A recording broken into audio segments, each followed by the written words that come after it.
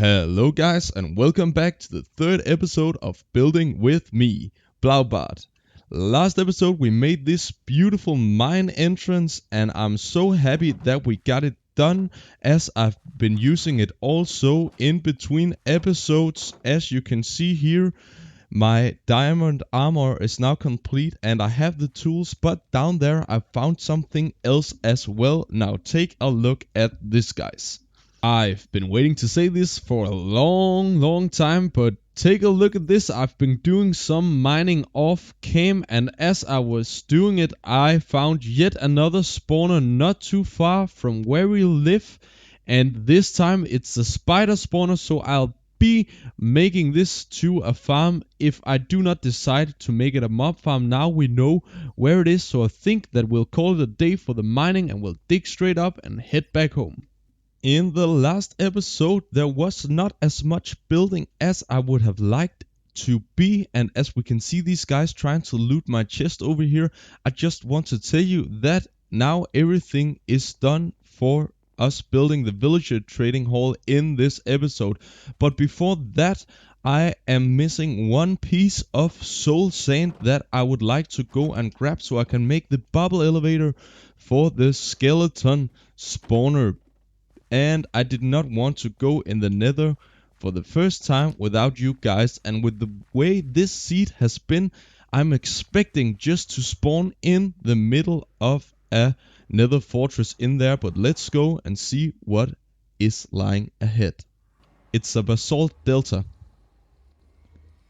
Literally the worst biome you could spawn in, and we just did it. Well, at least the seed is very good in the overworld. I can see over here that there is some kind of warped or crimson. I never know. I think this is warped and the other one is crimson. However, what I should have done was brought some blocks, and then the task for soul sand might be a bit harder than I first expected. So I'll go and grab some blocks and prepare myself a little bit more. Now, I do not want to explore the nether just yet. Right now, we're just out to get the soul sand and go back. And that's because, as we saw in the last episode, my PvP or my player versus mob skills even are not good at all. So I would like to have a bit more of protection on my armor and other things that make me a little bit more buff before going on a long adventure.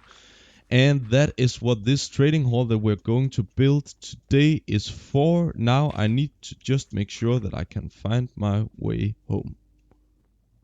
Now it's nice to know that we have the warped forest right here, as there's a way we can get shroom lights, and I love building with the warped planks as well. I think they are one of the most underrated blocks in Minecraft, as I yet another time forgot to mark where I went. But this is cool, and I think I'm just going to go on the adventure, find that one piece of soul sand, and then I'll see you guys there. And guys, out in the distance now I spot the soul sand that we are looking for, but I do not think I have enough blocks to get over there. I do not want to travel. Oh, I don't know what to do. Maybe we'll just travel across the lava. Maybe we'll risk it. I don't know. We just need to be on a permanent watch out for the magma cubes, as they are really liking to push people in the lava. I know from personal experience.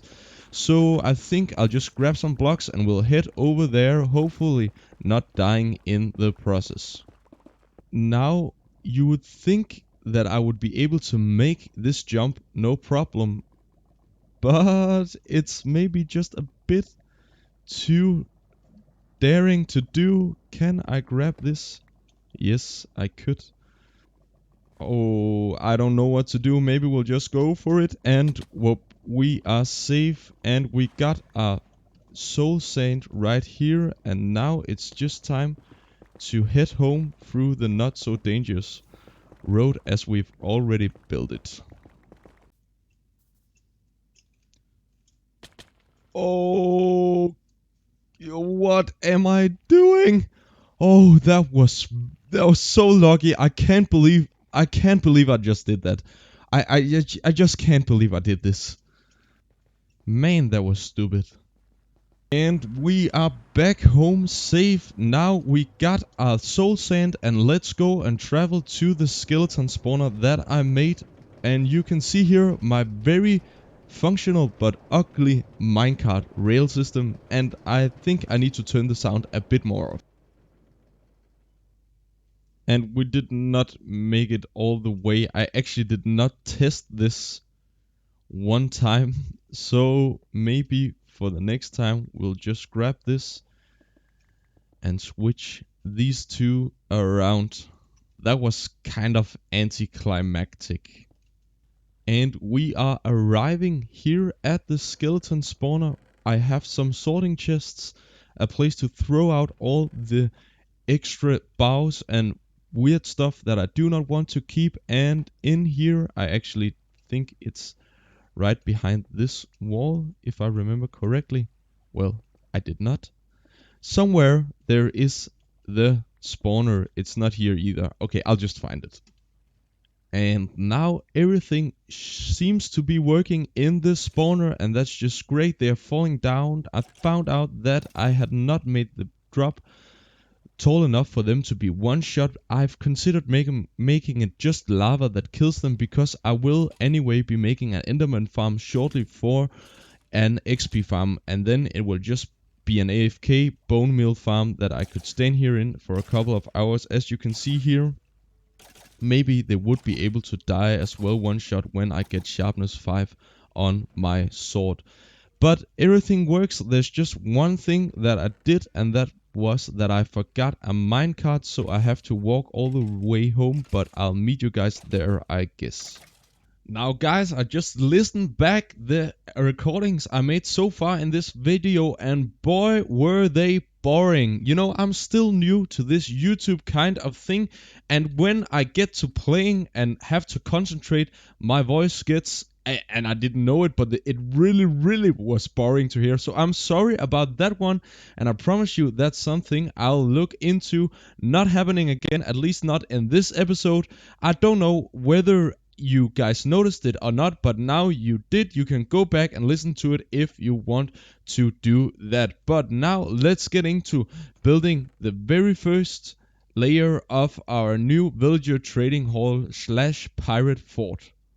Now, with all of the nether exploration out of the way and a skeleton spawner that works, we can finally begin building. Now, the last episode, it was very fun to play, very fun to make, but I do miss creating some builds for you guys. I know we created the mine entrance, but it's not that big of a build. So today I'll make up for that, and we'll try to create this pirate fort / prison for our villager trading hall. I imagine it's going to be in this part of the mountain, and as you can see by the chest right here, I've already made some preparations. I've collected a bunch of different blocks. I do not know if we'll have enough stone, but we'll see. And I think I'll take you guys through the steps as I did the last time. First off, what we need to do is to mark out where we want the basic structures to be. And now, as you can see, we have finished the planning out. I actually already built almost the whole of the deck here for the villagers to be sailed onto when they need to go to prison. I think that our main entrance will be right here in the middle of this block, and then on the top I want to create this little house. But I think there's not much stopping us from just getting into building. I only have a little problem. I think I may lack some stone, so I'll go and collect that, and then we'll get into building, and I look forward to showing you guys what this is going to look like.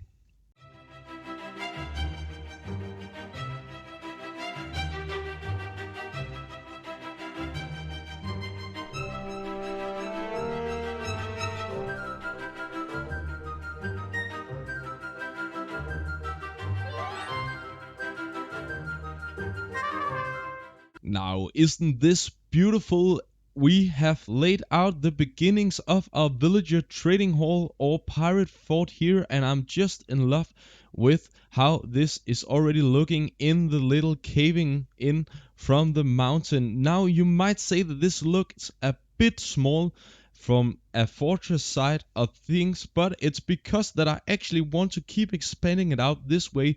However, it's just a too big of a build right now with the tools and the materials we have. So this is just the start and the prison part of the fortress. Now, taking a look into the details here, we actually need to get up on the second layer, and before I make the interior, this is the way that we have to get up there. Scaffolding is just an amazing block. Now take a look at this use of a note block. I am in love with that color scheme, that color palette right here, using the note blocks and the fireplaces. As you might have noticed, many of my building blocks are expensive blocks. Take a look at the gold that I already changed it to, and the fireplaces over here, but I just think it's completely worth it creating these finer details, even though it's a bit more expensive than what you could do it for with other materials. As we look here, you can see that I've made this almost illegal block. The trick is taking two stairs facing each other, then a slab, then two stairs facing each other again, and then you get this half slab kind of out of the reach from the squares, and it just looks so cool. I think this is one of my most used details for building the castles and the fortresses. So with this set, I think the next part won't be a time lapse, but I'll try to dig out the rooms inside, and then I'll try to take you with my decision making on what to have in a villager trading hall and how to use it. I am back, and I am 100% absolutely fully completely in love with this build so far. Take a look at what it's done just to give this wall a little bit of texture. And texture I'm going to talk a little about later, but first let's take a look at the interior in here. Here is the grand hall with cobblestone floating everywhere. I want this kind of chandelier design here. And going to the right in here, we have our little control room with a space to sit and wait. And in here we have where the villagers will be breeding. So first off, in a villager trading hall, you need a breeding space. The way I usually do it is I grab two villagers, then I put them in here in a room with beds all along, and then I give them a bunch of food, and then as they sleep I can open or close this, delete the bed, and then I'll have them captured in one safe spot. And I think that works just fine if you do not want to create a whole bunch of redstone. Now I have the opportunity to either send them this way or in here where the zombie will be standing and killing them.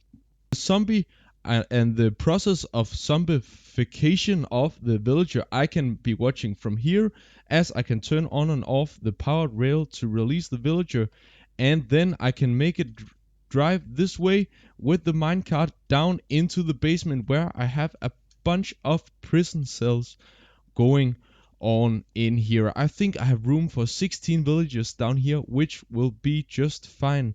Now, talking about the texturing, I just wanted to show you guys some tips and tricks on how I do it.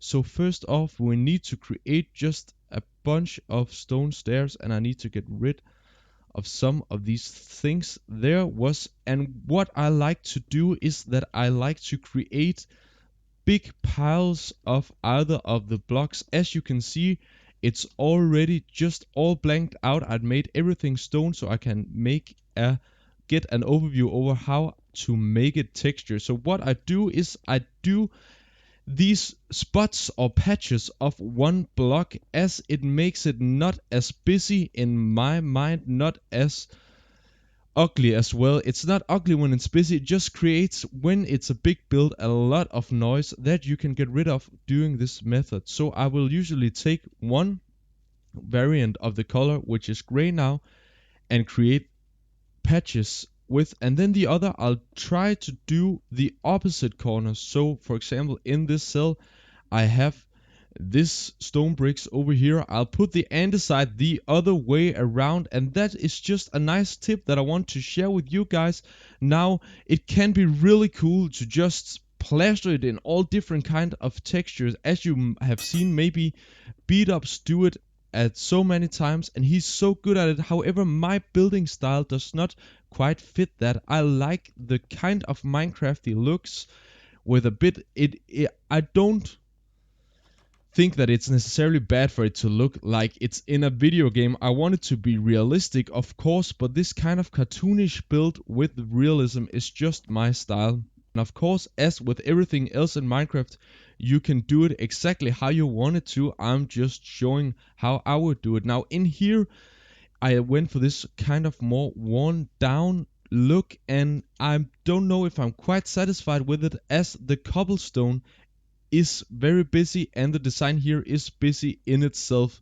So maybe I'll change it out, but I think that I'll live with it, as it's only when I breed up villagers that I'll be in this room. Now for the rest of the interior here, there is the first spiral staircase going up to the house out here where the deck is, and on these platforms I'm going to be doing an awesome cannon design that I'm looking so much forward to show you all. And here we have a place for a flag waving in the wind. I have not collected any wool just yet, and here is the house. I've not made any further on that since the last time. And going down the spiral staircase at the other end gets us back to the grand entrance main hall kind of thing. So guys, all in all, this build is just amazing. I actually always just create an ugly villager trading hall and then make it prettier along the way. But this time I thought, why not just make it pretty from the start off? So I think I'll use the next couple of hours on completely decorating this, getting everything ready to go and get our first two villagers, the ones that we have trapped in the village up here, and I'm looking forward to doing that, and I think I'll see you there, guys. Now I have a couple of hours decorating in front of me. Now guys, new plan. We are going to grab the villagers already now and get them up and over in the breeding hall, as it's going to take some time for them to breed up. As you can see right there, they are just a pain to move around, and everyone who's played with villagers for just 5 minutes knows this. I am lucky, however, that the village is based upon the hill, so it's almost only downhill, but there are these few dip downs that you need to handle. The way I do that is that I put a piston. I go in the boat with the villager and place it above the piston, then I can, with a redstone block next to it, lift it up to the next layer, and over here I actually made a little bridge going all the way into the breeding hall, so it shouldn't be a problem. And now we are ready and set for the breeding. Now just some basics about the breeding. What you need is a lot of food. I've chosen bread this time because we got all of those hay bales from all of those villages. Then you need extra beds. The amount of beds that you'll have is the amount of villagers you'll end up happening. And then the last part that have caused some problems for me before is that it needs to be at least 3 spaces high above the bed for them to breed. As you can see here, the fence gates won't do anything to prevent that from happening, and within a couple of seconds we should see our very first kid, and he was right there. So we are up and going with the villager trading. I will now close this off and then start decorating all around. Now, isn't this beautiful, guys? With the sunset and the pirate fortress, this is just what Minecraft is all about. It's creating builds and great perspectives. And before heading over and taking a look at the fortress, I think I'll go to bed. And we are here, and I just can't wait to show you guys around this beautiful build that I've made.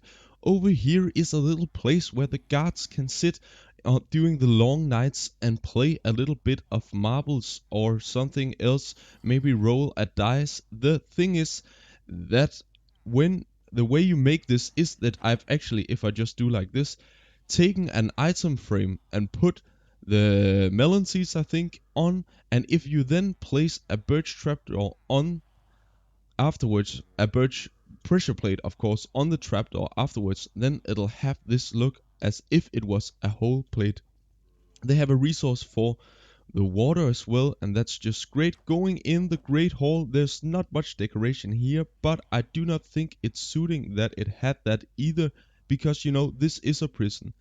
Now here with the preparation, this is as practical as well as beautiful, because here I will need to make some weakness potions for when the villagers get zombified. As you can see here, I already had a zombie over there and he's not happy that I'm here. That's just how it is. I want to have some nether wart growing here as well. And then there are villager meeting in here. I don't know if I even can get past these guys. I have trapdoors so they won't be able to get out, but take a look at how many villagers we have now. And I actually think you guys are way more handsome than these guys. I don't know what you're looking like, so maybe I'll just grab the most of you normal looking guys and grab you as prisoners. Now you can decide whether you're lucky or whether you're not. Going in here, I made the spiral staircase as ever, but up here we have the little guards watch room, some kind of preparation room. I think I would call it, with an extra set of armor, some sword and a bow.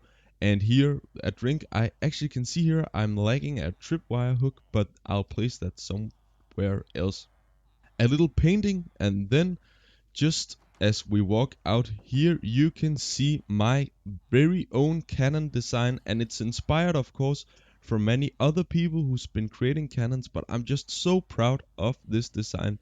Now take a look at the front and how well a polished basalt block works as a cannon. Isn't this just beautiful? I just enjoy this very much. I need to go and grab that scaffolding. Now with the signs as well, taking a look how it complements the, so you can make a two three quarters of a block. It's just perfect. Barrels with cannonballs and explosives all around, and then the flag in here waving in the wind. And one thing you always need to think about, guys, is that wind comes from the same direction. So in this world, I've decided that the wind comes from the ocean and into the land. So next time I'll be making a flag, I just need to remember that it has to go approximately the same way. But I think that was it for the little tour. Now let's get into grabbing our first villagers. We'll do that when it's night and start getting some trades going.